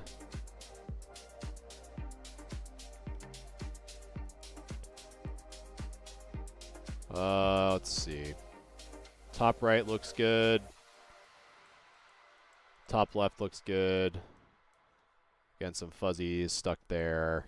Stuck there. Bottom left corner looks good. Bottom edge looks okay. Maybe some whitening there. So this is a good example of what I kind of call a gambler's 10. So there's a little bit of whitening in that bottom right corner. But that's probably the only thing that I'd probably check. If that's the only bit of whitening, you might get away with it. But you also might not. The Pokemon looks good. Yeah. Thanks, H. Yeah, I mean, I do this every Wednesday, so I try to keep, it's kind of nice. It kind of keeps me sharp too. Yeah, so I would say, you know, here are the kind of the things that I would tell you. The front, to me, on this Zard looks thicker. This right side looks thicker than the left. Like, from my measurement, it was a little bit hard. I don't know why it was a little bit harder than normal, but like, it was around like 3.5 to 4 on the right side.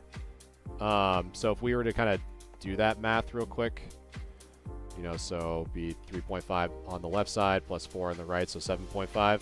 So 4 divided by 7.5. You know, you're like, math-wise, you're at 53, but I would probably just measure that right side. It's a little bit concerning. In addition, I'm not too sure if this is kind of like a pack fold up here on this top edge. I'm really not too sure if it is or not. So kind of keep that in mind. But the big one for me is the little white dot in that bottom right-hand corner, what appears to be. So if that is on the card, I think that's small enough to where I would call that a gambler's 10, where, you know, you might get away with it, you might not get away with it. I've seen it go both ways. But in addition, you have some of these little fuzzies stuck on this left side right there. So I would say, you know, if I had to give you a grade in the current state that it's in, I would probably say a 9.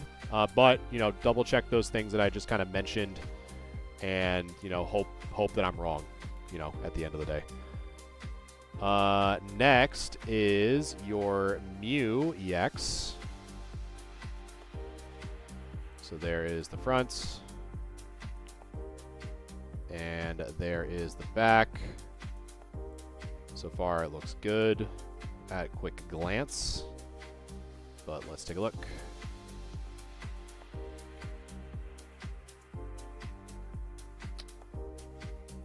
So, centering on this one looks a lot better than the Charizard, that's for sure. Maybe the top looks a little bit thicker, but I think we're within range. Nothing notable on the corners, which is good. So far, so good. Do I know any good TCG cleaning and submit services? Yes, if you go into my Linktree, currently I have mine paused, but when I have mine open.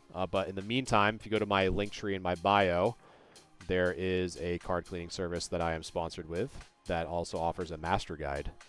So you can kind of teach yourself too if you don't want to wait. Highly recommend. It's what I use personally. Which company is grade? Like good grade? Like that you have like the best shot at getting a good grade? I mean, I don't really know, to be honest. I just always grade with PSA just because of the better return. But maybe CGC is a little bit more lenient, it seems like. But if you're not really looking to resell it, it's really kind of the eye of the beholder, in my opinion. I think this card looks pretty good, man. I don't see any whitening or centering. Looks good. I think this, if this were my card, I would submit this. Submit that Mew, so I'd probably mark that as a 10. And then the Gardevoir EX. Let's take a look at this bad boy. And after the Gardevoir, I'm going to be going over how you guys can save money and how you should approach conventions and card shows. So don't go anywhere. So if you want to learn how to do it like the pros and how to save money at card shows and not have FOMO and all that fun stuff, I'll be going over that here in just a second.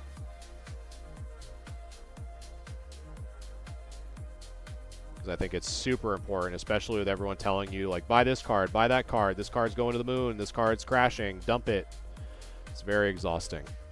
Okay, Gardevoir EX. Centering looks good with the Wooper being super stoked. So far, so good on that front side. And the back, drum roll, please. Let's take a look. Top right corner looks good. Top left edge, I'm not too sure if that's whitening there. Some fuzzy stuff there. Once I'm done with this card, my friend, I will go over that before I go on to my next segment here. But yeah, I think if this corner is not whitening and you can get rid of this, I think you have a good shot at that Gardevoir getting a 10, my friend, to be quite honest with you. It really wasn't too much I saw from the centering. White on right. Let's see the white on right. If you're talking about this, this might be... I think I passed this because this, to me, looks like lighting. That might be illuminating on that side. Because sometimes you kind of see that, but that also might not be the case. But it's also a good eye, just in case. But to me, that might be lighting just because the shadows on this left side and the light source is coming from this direction. Would be my guess, but... So yeah, if you guys are wondering how to submit your cards for a future grade review, I'm going to explain it right now. So again, if you want to submit, it's a completely free service that I offer to the community. I stream every Wednesday. I do this service.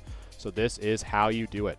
So first, you're going to go into my bio, which you're going to find my Linktree link. Once you are here in the Linktree, you're going to click or tap the Discord icon. Once you have joined the Discord, you're going to go to the grade review channel, not the episode 75 thread. You're going to go into the actual grade review channel. You're going to submit your cards. Again, you can submit as many as you want. It's completely free, but it is first come, first serve. So the faster you submit your cards, the faster I will review them. So each week I do have a queue. So tonight's queue has closed and has finished. And so the faster you want your cards assessed, you should assess or you should submit them as soon as possible. And again, I only assess 5 cards per person per stream. You can submit as many as you want. In addition, make sure that your cards are not in sleeves, top loaders, graded slabs, have a clear background, all that fun stuff. Rules are also in the pinned comments as well. If you want priority grade review, because sometimes people have to wait weeks if it's because it's, again, a pretty popular service, so sometimes people have to wait a few weeks to even a month. The Discord does offer a priority grade review through Discord subscription starting at $2.99 and higher.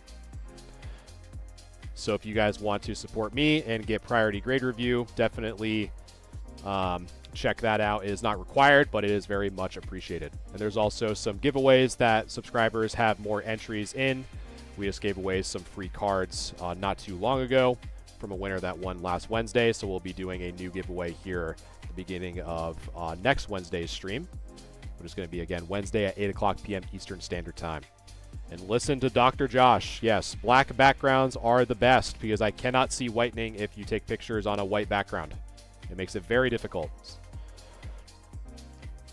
So, all right, so we are on to the next segment here. So let me just get my things in order. So I started a poll in the Discord where I asked you, the community, on what you guys wanted me to talk about. So one of the things that we are going to be talking about today is how to prepare to go to a card show. So let me just go to live scene. Let's see if this works. Perfect. Hello, chat. You guys get to see me in my beautiful mug and my Pokemon wall. If this is your first time here, in all of its glory. If you got a flatbed scanner, man, that is the absolute best case scenario, in my opinion. That's what I personally use, is a flatbed scanner when I'm scanning cards for my online store or anything like that. So Okay, so the main topic of tonight is how, as a buyer, what is the best way to prepare for a show? So a lot of people ask me, you know, how much cash should I bring? How much trade stuff should I bring? All of this different stuff. So this topic is meant to kind of consolidate and make it super easy for you guys to know what to do.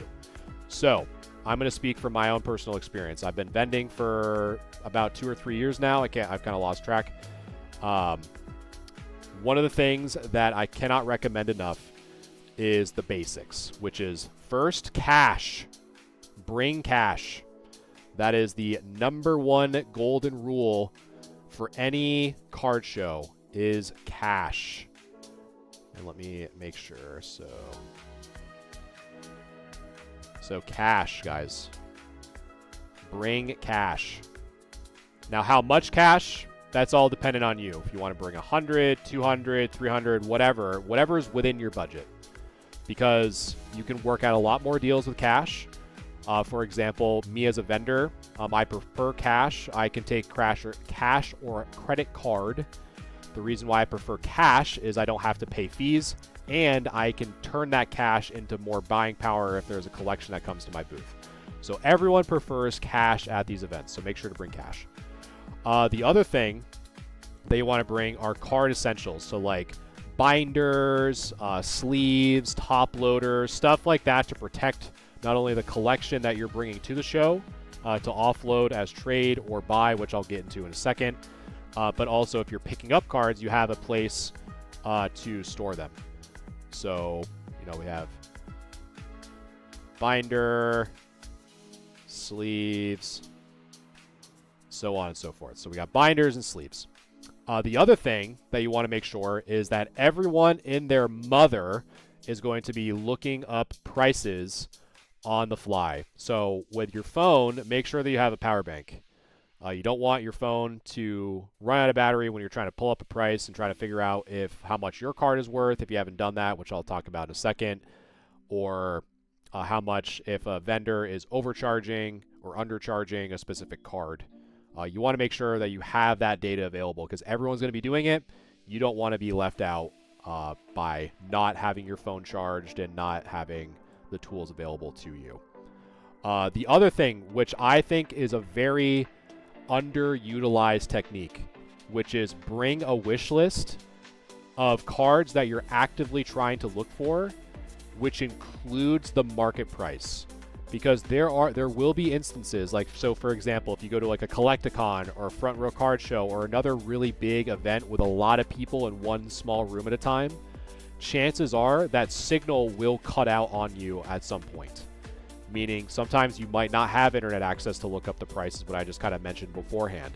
But, you know, for example, the last show I was at as a buyer, I was looking for Starmie V specifically, the trainer gallery, the one with Misty on it. I had an idea on what the market price was because I had a list in my phone of what I thought or what I expected market price of that Starmie V to be. So regardless on if there was internet, I knew that I could look that up, no questions asked, and I knew immediately what I was looking for. In addition, it kind of keeps me in check, talking about that FOMO factor. If you have a checklist of things that you're really, like your main targets, you won't have as much FOMO because you're kind of working within that target range. Versus if you don't have a list, then you're kind of like whatever catches your eye, right? You're buying more from an emotion perspective and less of like, here's what I really want before I start seeing all the really cool stuff. So having a list with the market prices on what you're actively trying to look for will help mitigate that FOMO because you will see a lot of really cool cards that you simply cannot afford. It's happened to me. It happens to a lot of other people. And FOMO right now in this hobby is running rampant. So make sure you kind of keep yourself in check by having a list of exactly the cards you're actively trying to look for. So now that you've kind of so imagine you have this, right? You have your backpack, you have your binder of cards. So that's another thing that I probably should touch on, but kind of those are the basic stuff. Now we're starting to kind of get more into the things that you should kind of consider when you enter in the exhibition hall for the convention. So a big thing that all vendors do is buy, sell, and trade. Those are the big three things that all vendors, including myself, do at percentages, which I'll talk about probably another time because it's more of like from the perspective of you as the buyer. Know that there are cards that you can trade or sell to offset or lower the cost of a card that you might be looking for. You know, for example, I brought a lot of cards from my inventory that have either been in my inventory for longer than a year or that I've had multiples of. So let's say that I've had, you know, three different cards of, you know, the same type, you know, so of, let's say I've had 3 Charizards or whatever, or like, let's say I've had 3 Espeons, right? So 3 copies, 1, 2, and 3. So I keep this in my booth, right? So this one's a booth, and then this one is just trade and trade. So I brought these 2 in my binder to sell or trade when I was walking the event space, which I ended up doing. So there was a Misty's Favor PSA 10 that I really wanted, and there was a lot of extra stuff that I had in my inventory that I didn't want anymore, or it was stale, that I was able to reduce the cost down to a more affordable price to purchase that one card that I was actively looking for that day. So bringing cards that you're willing to trade and sell will help you get to your collection goal a little bit easier to offset that just pure cash buyout of a card that you're looking for specifically. Having said that, when you do bring cards to the show that you're intending on buying or trading, like I mentioned with the list of things that you're actively looking for, determining the market price, you should also do the same for your own cards. So when you go in there and you go to vendor A, and you know that, you know, this card is, you know, market. So market is, let's say, 50. So you know that for these 3 cards, the market price of the same card is $50. So if vendor A says, yeah, I'll give you, you know, 20, or not even that. Let's say, oh, market price is 40. Market price is 30. Market price is 55. Right? If you didn't do this part ahead of time, and for whatever, let's say that there was no signal in the building, you would really kind of have to take the word of the vendor at this point, right? And if each one of them gives you a different value, you know, who knows? You know, maybe the 55 if you shop it around, but let's say that you only went to one vendor, which I'll go into in a second. The fact that if you knew this ahead of time, you'll know that, okay, they're lowballing you. Wow, this guy's actually a really good deal. I'm going to work with this vendor. So because you did your due diligence and you did your research ahead of time to know the cost of that one card in your collection that you're trying to sell or trade, if they're declaring that as the market price, which is really good. So always do that ahead of time. Always price out your stuff and know the value of all your cards before you go to the show, because it'll give you a lot of negotiating power. It'll give you a lot of insight on how the vendor is conducting their business in the sense of determining market price, and it'll kind of give you a sense of how much they're willing to work with you on that.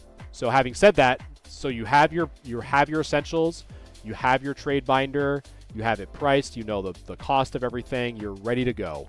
You have your cash. What now? Now where it becomes the fun part, because the education that you did in the front end is going to pay off now in the back end, meaning the haggling part, which if the main thing, if you take anything away from this conversation, get comfortable haggling. Haggle, haggle, haggle. Try your best not to pay sticker. Okay? Even as a vendor, when I put my prices, even though I try to list at or below market all the time, always trust but verify. Trust that they're pricing it correctly, but verify it with market price and verify it to see if it can get any lower, because the buyer wants to pay as little as possible, the seller wants to sell as high as possible, and there's a middle ground that you just both have to meet, and that's the beauty of it. So get comfortable haggling. It just is what it is. It's part of the business. It's part of the fun, in my opinion, of going to a show in person. So negotiations are always expected. I always expect someone to ask me how much I'm willing to pay or willing to spend or whatever. Again, use the same marketing tools that you've used for your own cards to assess market price. Do the same thing for theirs, right? If you have the same card that you know is market price of 50 and they have the same card, you know, listed here, like, oh, like this vendor, you know, this vendor has this same card stickered at, you know, 80. You know the market price is 50, so they're clearly inflating the market price of the card that you know should be 50. So that, again, will give you an idea of, okay, you know, they're probably not going to want to negotiate, or if they do, if they're strong on negotiating off their sticker, that actually weakens your trade power. Because if they say, hey, I'll offer you 90% trade, but the card that you know is 50, you see an exact same copy at the exact same condition at 80, that 90% trade credit is actually going to be much worse because the initial sticker cost is so much higher, if that makes sense. So they're really watering down on the back end the trade percentage that you're expecting. So it's really not, if they offered you, hey, 90%, if you're trying to trade towards this card, but it's $30 more than market, almost double, your trade credit's actually getting watered down or is worse than you think it is. So keep that in mind. So price check all the stuff that they have, even if they have it stickered, just price check. And if you notice that, you know, the stickers are good, like if you like price check 3 cards, for example, and okay, that's on market, that's on market, that's on market, you know, you can kind of then assume that most of them are going to be at market, so you don't have to be as diligent in most cases, which that's why I do in my booth. Another thing that you can do is if there's a lot of cards that a particular vendor has that you want, I tend to stick with that vendor. So for example, if I have a list of 10 cards and one vendor has 5 of the 10, I would rather deal with that one vendor to get 5 cards and ask for a bundled discount. Because you're more, as a seller, I'm more incentivized to give you a smaller discount if you intend on buying more, because it across the 5 cards, it calculates the average total earnings to a point where the percentages kind of level out to where I want them to be and rotate a lot more of my product out, which is really good. And it benefits you because you get to buy it all in one place and get a discount for basically buying more than just the one card, and having more negotiating power to reduce the cost because you're bundling so much sticker value into one larger total sum, if that makes sense. So definitely be okay with haggling. Going back to that point, I cannot stress that enough. So the big takeaways, guys, I know I was kind of talking fast, but here is like, if you wanted to kind of summarize everything that I was just talking about, this is what you should summarize it to. Bring cash. Cash is king, always. Bring a binder, sleeves, top loaders, stuff that you want to protect not only the cards you're bringing into the event, but cards that you're buying from the event. Make sure that you have a clear list of cards that you want to purchase. So if you want a Starmie V, if you want a Lugia V, write that down and determine the market price outside of the event before you actually attend. Because service for cell phones is not guaranteed the more people are in a confined space. So there will be instances where there will be no Wi-Fi, there will be no internet access. So if you do that homework ahead of time and have it in a spreadsheet going into the event, you'll save yourself a huge headache when people say, oh, I can't, sorry, I'm looking up the price, I can't look it up because the internet's down. You'll already be prepared. So that's the first, before you even enter the door, that's what you should have. Entering the door, you should, when you get to the booth, you should, you know, have all your cards organized, the ones that you're willing to trade or sell. Make sure that you know the market price of those cards, as well as having a market price of cards that you're hunting for. So that way you'll know when you go to a vendor And if all these different vendors are offering you vastly different percentages or different market price evaluations, you'll know which one is closer to the actual market price. So this kind of example that I have here on screen, if you assessed a card at market price of 50, vendor A is saying market is 40, vendor B is saying market is 30, vendor C is saying 55, you'd want to go with the 55. And again, since you knew that going into it, you can start working with them a little bit more. So in addition, if that same vendor has the same card already in inventory and they have it stickered at 55, then you know that their prices are good. But if they have it inventoried and stickered at 80, you know that what you're probably about to negotiate for, if they have cards that you're looking for, are also probably going to be above market. So you kind of have, like, that can also be your kind of canary in a coal mine if you have cards that you already know the prices for, and you're going into it seeing that those prices are much higher than what they actually should be. So when you're there at the booth, get ready to haggle. It's expected. You just have to get comfortable with doing it. It's not like, at the end of the day, the seller wants to make as much money as possible. The buyer wants to spend as little money as possible for a thing, an item, and in this case, a card. So the more you're willing to haggle, the better your chances of getting a lower price is much higher, because it's just the name of the game. That's what people do. Haggle at card shows. That's just part of what it is. So once you're comfortable with haggling and getting used to that, make sure to check their prices. Trust but verify. Make sure that their stickers are good. And as a vendor, I always sticker my cards. I always price my cards. For those of you who don't, shame on you, in my opinion. Prices fluctuate all the time. I get that, but it's just part of the game. It just is what it is. If that vendor that you really like, if you do come to an agreement and you really like the vibe and you want to do business with that vendor, try to buy as many cards and bundle them together as possible, because it'll make the negotiation a lot simpler if more cards are involved. It's just based off of a percentage basis. It just makes it way easier to do it that way.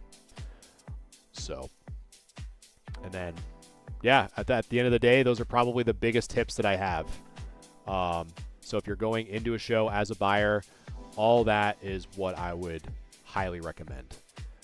So if anyone has any questions, feel free to let me know. But that is kind of my 2 cents on that matter. I think it's really important, especially the haggling part. If you were to take anything away, haggle, haggle, haggle. It is underutilized, I think, by a lot of people. But the moment you start getting used to it, it's super easy. And it's not an emotional thing. It's just like, hey, I want to not spend as much money. Like, can we work out a deal? I'm willing to spend money at your table. Do you want my money at this price or whatever? Yes, cool. No, all right. There's so many shows and so much competition that chances are, someone has that same card somewhere else. And you can kind of use that to your advantage as well, right? The popularity of Pokemon, the popularity of card shows keeps rising as each day passes. And the more supply is introduced to the market to match the demand, the higher chance that you can find someone else that will work with you at a price that you're willing to work with. Obviously, don't lowball, because not everyone's going to accept, hey, you want to buy my $50 card for $10? No. Like, that's just not going to work. But, maybe someone might buy or sell it for 35s or 40 or whatever, and not at market. Just try your best not to pay market, because people will do it. And it's totally okay. You can. I have faith in you that you can buy cards under market. And the other thing too, this is a big one. Remember, if you're in a state that charges sales tax, take that into consideration as well. Because if you were to buy that same card online, you would have to pay sales tax. So the other beauty of buying in person is that you normally don't have to pay sales tax, because it's normally expected that the vendor is a legitimate business owner and that they're paying the tax after the fact. That's what I do. So for example, if someone's buying, if I have a card stickered at 20, My sales tax percentage is 8%. I don't ask the buyer, okay, now it's $20.80, whatever the percentage breaks out to. I think it's 160, so I think it'd be 2160, something like that. So let's say 2160. I'm not charging a buyer $21.60. I'm going to charge the buyer who just went to an ATM $20, and then I will pay the tax out of that $20. I'll subtract that from the $20. I'm not going to put that cost onto the buyer. So, but if the buyer were to buy that online, then they would have to pay the sales tax. They would have to pay the $21.60. So there is an inherent savings buying in person by not paying sales tax. So keep that in mind too, because not a lot of people talk about it, weirdly enough, and I find it weird that not a lot of people talk. I know every state's different, and some states don't require sales tax, but I find it very odd that more people don't talk about it, because it is a huge piece of how much people can bring down the cost of goods when selling. Because if they don't, then that means that they're not paying their sales tax. I'm going to say that right now, full confidence. If they are accepting cash at crazy percentages, chances are they're not paying their sales tax, even if it's cash, even if it's PayPal, even if it's Venmo, even if it's Cash App. If they make enough, they have to pay sales tax, or they have to pay income tax. Filling out a 1099, they'll have to do it if they make a certain percentage. And if they dodge it, like the last person I want to mess with is the IRS. So that's why I always pay my sales tax. Now we're kind of going into vendor talk, but at vendors, pay your sales tax. If you want more opportunities in the future, pay your sales tax. I don't know what else to tell you. It sucks. I don't want to do it, but I have to. I don't want Uncle Sam knocking on my door saying, "Hey, you deposited like 10 grand into the bank the other day. Where'd you get that money? Why didn't I get to see any of that?" And I'm gonna be like, "I don't know why you didn't get to see that." You know what I mean? Seems a little odd that people don't do it.